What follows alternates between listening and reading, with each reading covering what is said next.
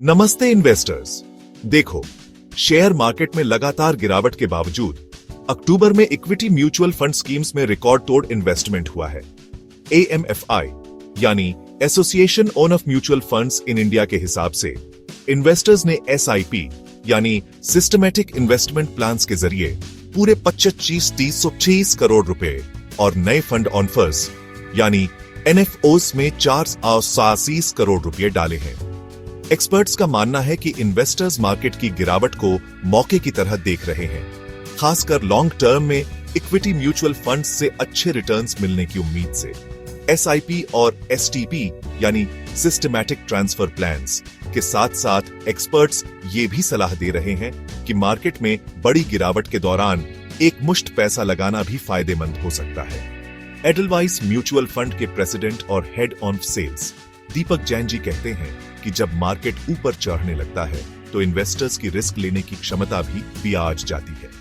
अब तजुर्बा होने के कारण इन्वेस्टर्स सेक्टरल और थीमैटिक फंड्स जैसी अलग तरह की म्यूचुअल फंड स्कीम्स में भी दिलचस्पी दिखा रहे हैं। जैन जी के मुताबिक अभी मार्केट में जो उतार चढ़ाव है वो SIP इन्वेस्टर्स के लिए बहुत अच्छा मौका है। हालांकि निफ्टी में कुछ उतार चढ़ाव देखने को मिला है, लेकिन ये अभी भी 10% के दायरे में है, जो लॉन्ग टर्म के हिसाब से सामान्य माना जाता है। इन्वेस्टर्स अब और भी समझदार हो गए हैं और उतार चढ़ाव को ध्यान में रखते हुए अपने इन्वेस्टमेंट की प्लानिंग कर रहे हैं। एक्सपर्ट्स सलाह देते हैं कि flexi cap, large cap, mid cap और बैलेंस्ड एडवांटेज फंड्स जैसे अलग अलग म्यूचुअल फंड्स में पैसा लगाने से पोर्टफोलियो में स्थिरता आती है और रिटर्न्स बढ़ने के चांस भी बाज जाते हैं।